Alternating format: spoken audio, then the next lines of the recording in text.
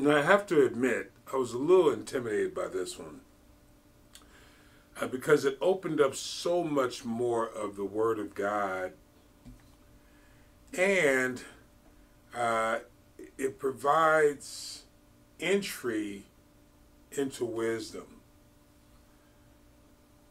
Now, if you don't understand what I mean by that, I pray that you will get a clear picture after I share this with you.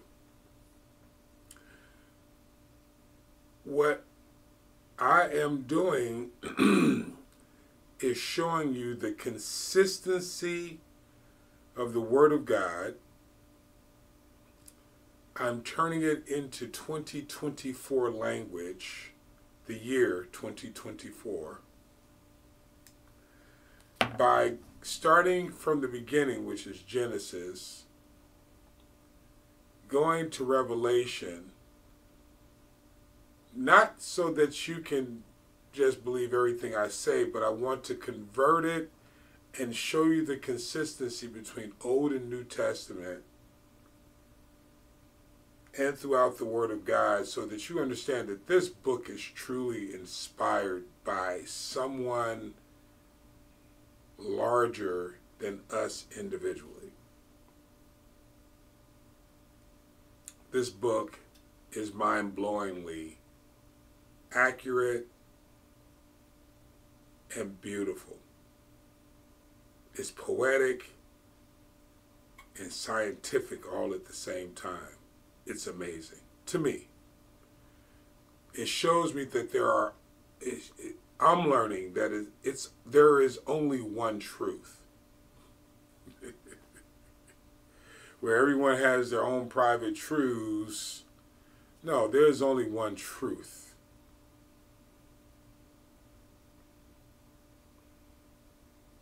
You know, no matter what region you come from in the world, the seed grows the same way, even though now we have laboratory seeds, which is no different than putting a seed in the jar like we used to in high school and watching it grow on a stick. Watching the seeds come out of the...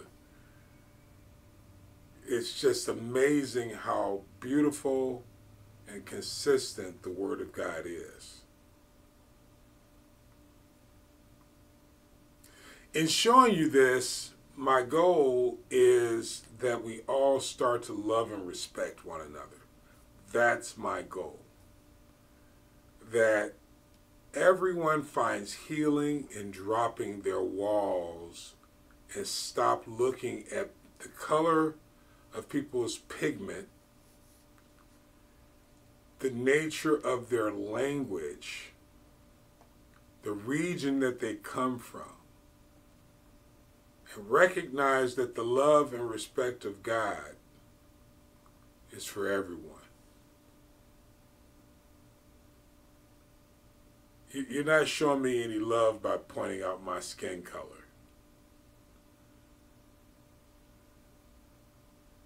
I want the same advantages that everyone else wants. I want the same favor. I want the same education, which is to understand and operate based on truth, not falsities. I don't want you to stroke my ego. Most people don't want their egos stroked, I believe. I believe a lack of education means more ego needs to be stroked.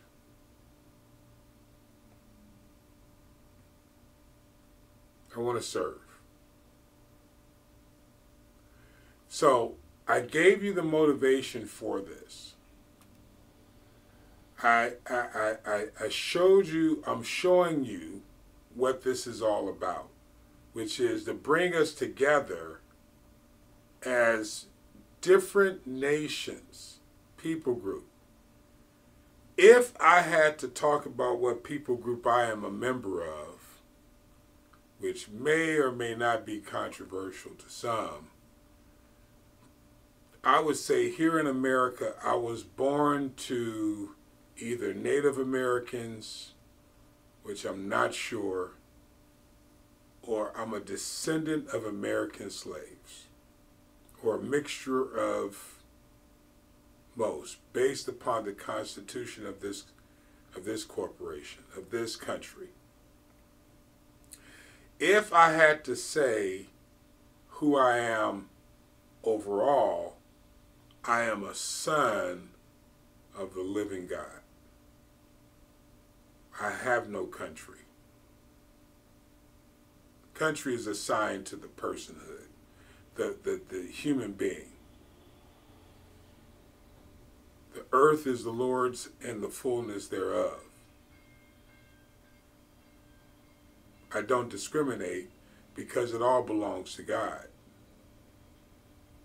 I don't argue other people's points of view because I have my own to argue. I can't argue someone else's. So I don't believe in being an apologist. Doesn't make sense to me. I'm simply a witness that bears his light.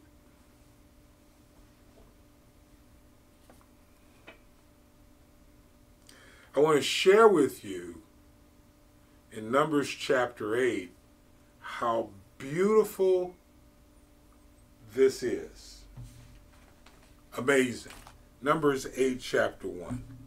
And the Lord spake unto Moses, saying, Speak unto Aaron, and say unto him, When thou lightest the lamps.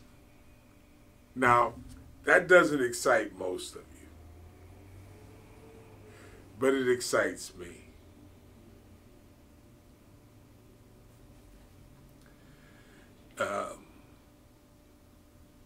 And for you who have studied the Word of God, I don't know why it doesn't excite you, if it doesn't. But God spoke to Moses, telling him, Speak unto Aaron, and say unto him, When thou lightest the lamps. I don't think, and I don't know if I may have to make a part 2 to this because this is so rich. But I don't think the modern day pastors, caretakers of souls, understand that lighting the lamp is not standing on a stage, preaching a message.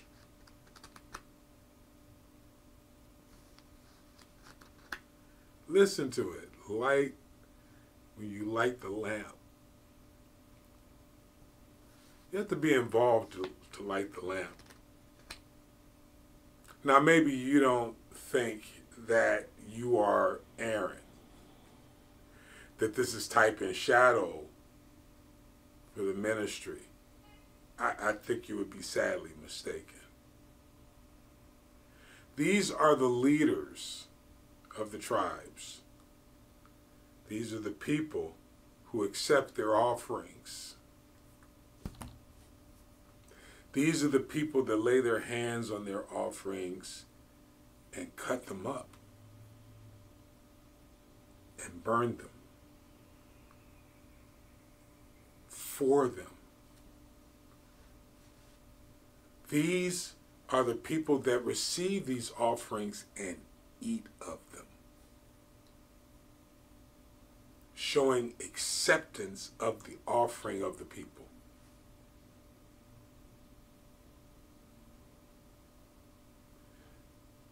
These are the people living off the people, as commanded by God through the hand of Moses. Sorry, right hand. Whatever.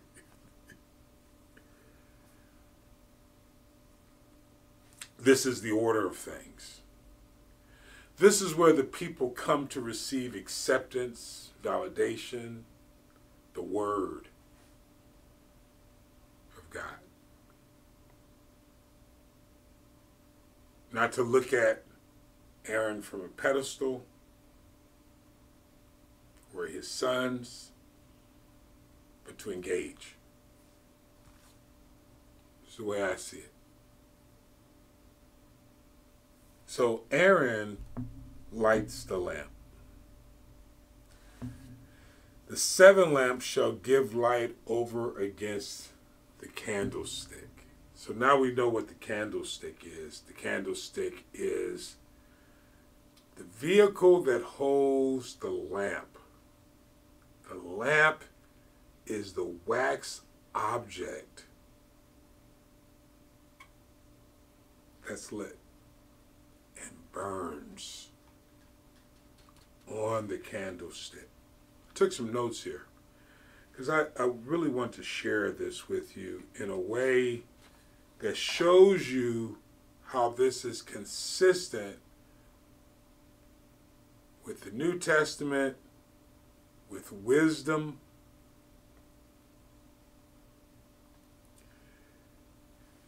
All the way back in Numbers,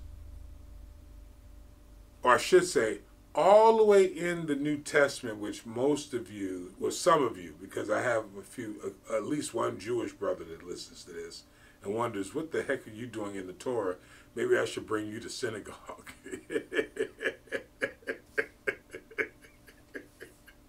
He says, stay out of my books. Lovingly, he says it. And I so appreciate it.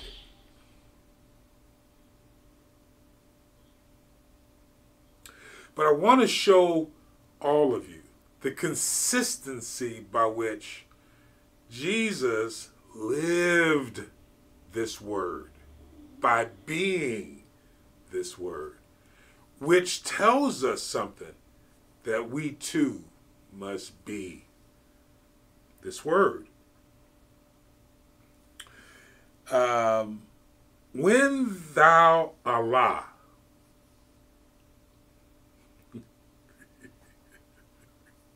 when thou rise, when thou lights, when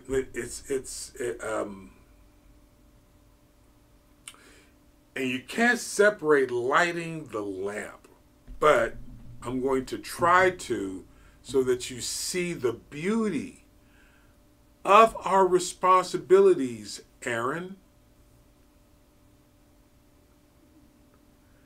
Those who lead others.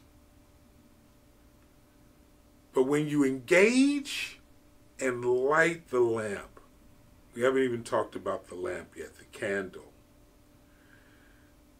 It is you preferring the perfection of that lamp.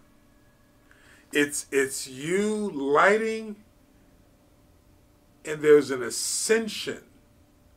Now, I don't want to make it over dramatic, but the goal is to get the lamp, the light on the lamp, because it's hard, you can't separate the two really. To ascend, the purpose of the lamp is to light the world. Light up the space. It has a job. It's to be luminous. This is where certain organizations get their names. Luminous. In other words, there are people that understand that it is their responsibility to bring light into a dark space. And it's okay to have that authority to do so.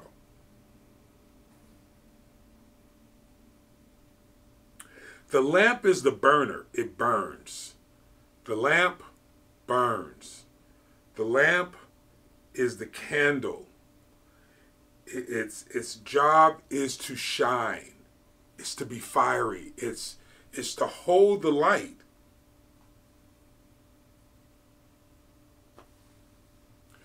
It's to reflect the glory of the light. It's the vessel that reflects the light.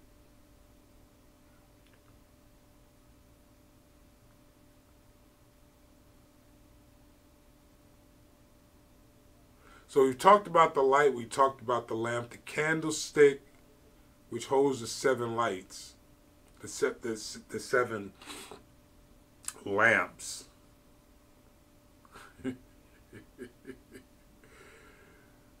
I see it different than a lot of other people see it.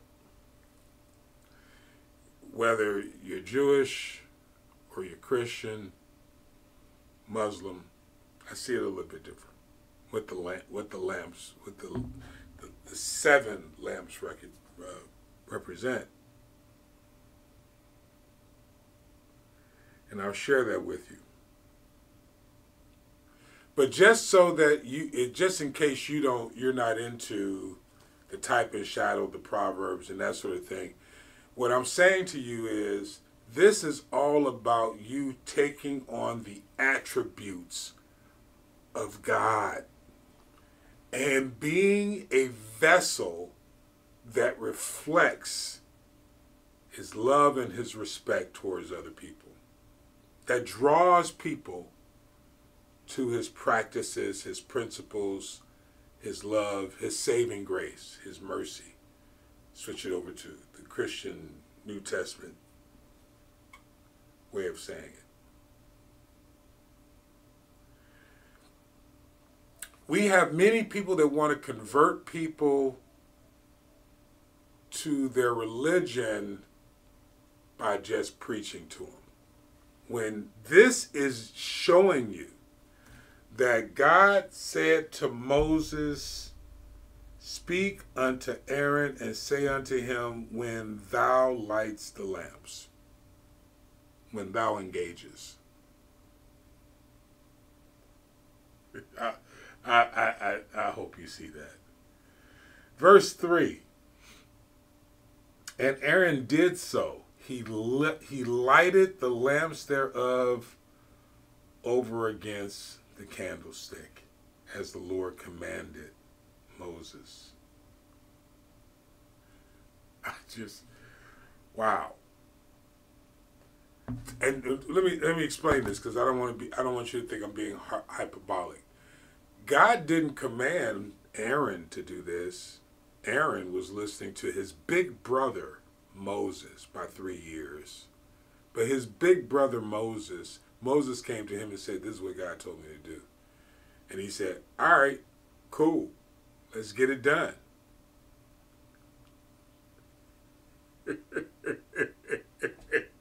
As a team. That's why I say, wow. Try doing that in someone's church today. Who are you?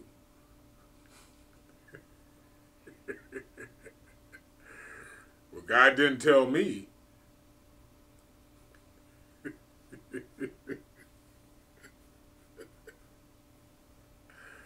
See, there's when you start at the beginning and you go through it, you understand and you value certain aspects.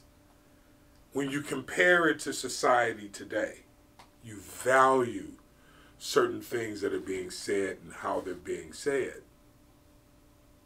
Because it's not that easy in most cases today. God speaks to Moses, Moses speaks to Aaron, and Aaron says, all right, cool, let's get it done. So Aaron goes, in verse 3, and did so. He lighted the lamp thereof over against the candlestick as the Lord commanded Moses, not Aaron. So in other words, Aaron doesn't have to understand everything. All he knows is that Moses said so. And Moses is inspired by God. Verse 4. And this work of the candlestick, beaten gold unto the shaft thereof, unto the flowers thereof. Beaten work, according unto the pattern which the Lord has showed Moses, so he made the candlestick. Now, if you want me to talk about the beaten nature of gold, taking all the impurities out, the flowers being, which is where the candlestick sits in the flour. So if you want me to talk about the type and shadow of that, just in short, to understand that the candlestick represents, well, we're about to talk about what it represents, and so we'll talk about it.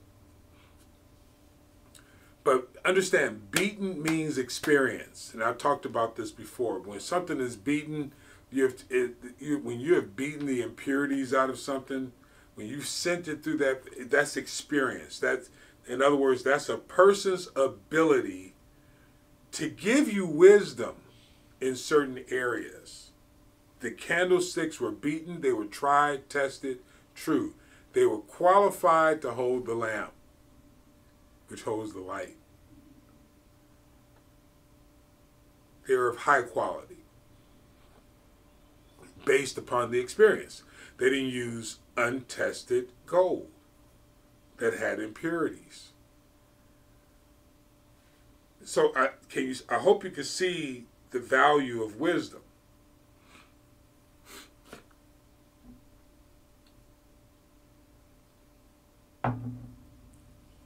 If you can even make that connection, because maybe some of you can't make that connection, and I appreciate that.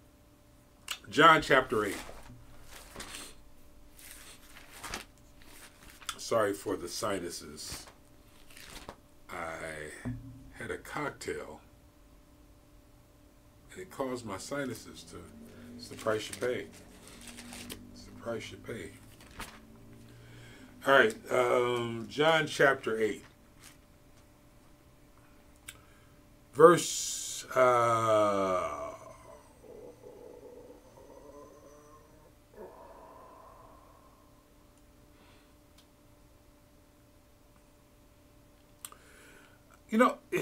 it's the woman he told, go and sin no more. I kind of want to tell that story, but understanding he forgave her sins. Let's just start at verse 12. Then Jesus spake unto them, speaking of the disciples, because he's teaching,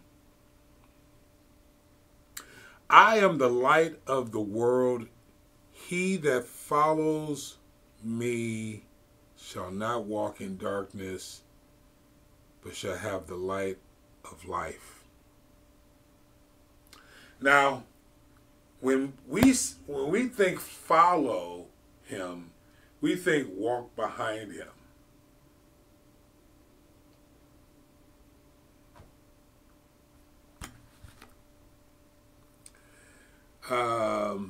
He that follow. Let's look it up in the Greek.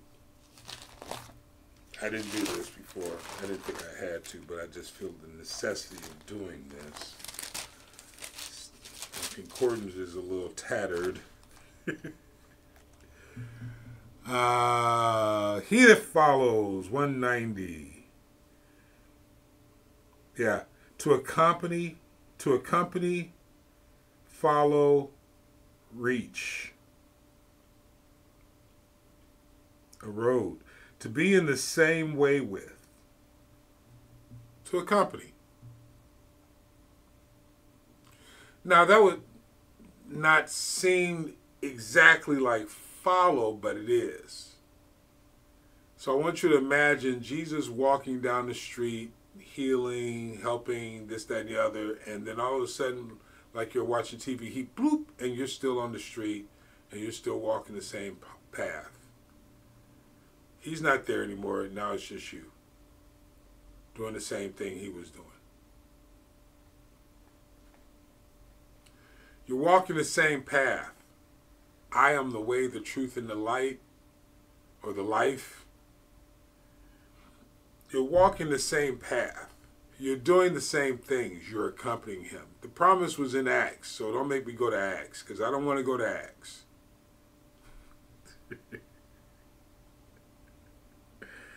But you're shining, you're making manifest. That's what that means. I am the light of the world. I am shining, I am making manifest. I am shining, I am shining. I am making manifest. The tragic part about this is you could do this naturally and artificially. Don't know how far we want to go into that conversation. But you can. Psalm 119, 105. Let's start at 104. Through thy precepts I get understanding, therefore I hate every false way. That's verse 104. 105, thy word a lamp unto my feet. Thy word. Thy word is a lamp. It's not the lamp. But thy word became flesh.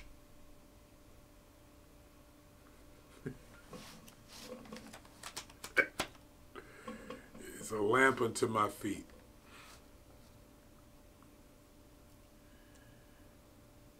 And the light, clarity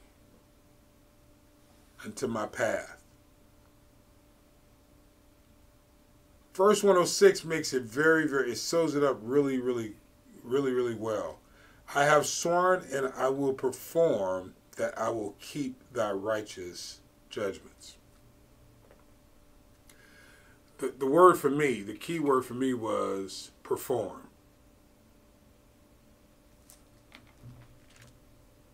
For me. Oh God, I've gone over. Let me hit Proverbs 6 with you, because in Proverbs 8, 9:1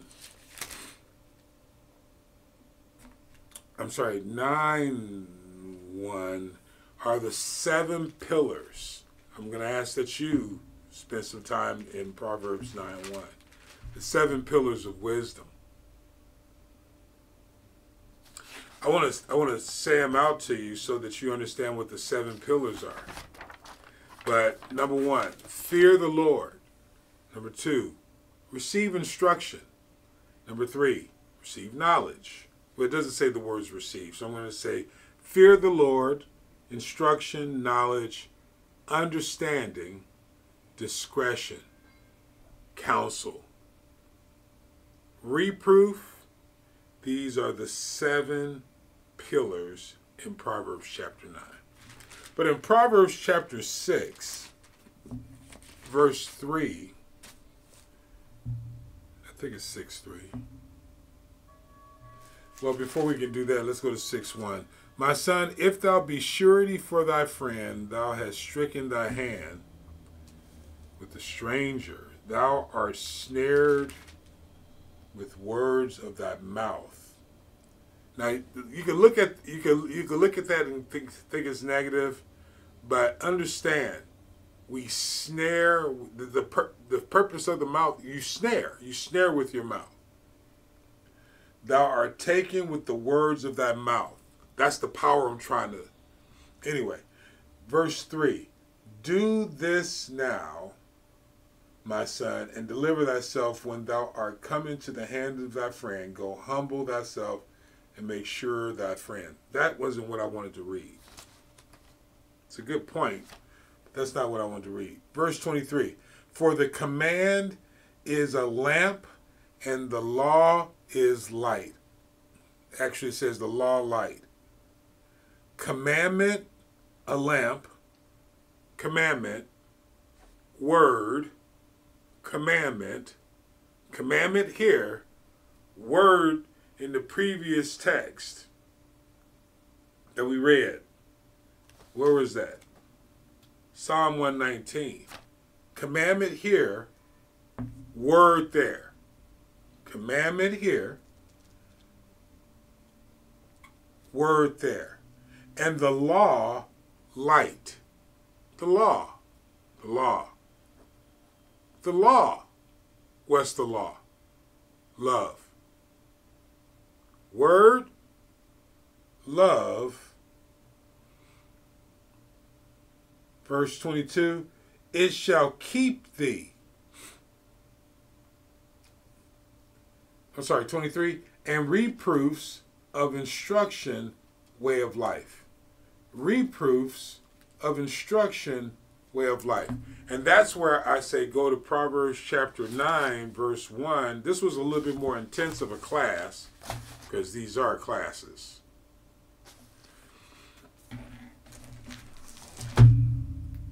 But in Proverbs chapter 9, verses 1 through, I think, 10 or 12 or something like that. Yeah, 10.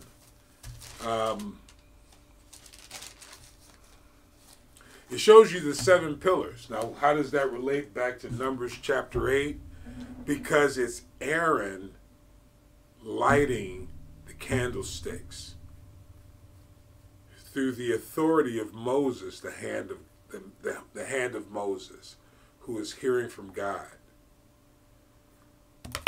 So if I can simplify this and make it really, really simple for you, your actions speak louder than words. CashApp $MrPaulDozier, CashApp $MrPaulDozier.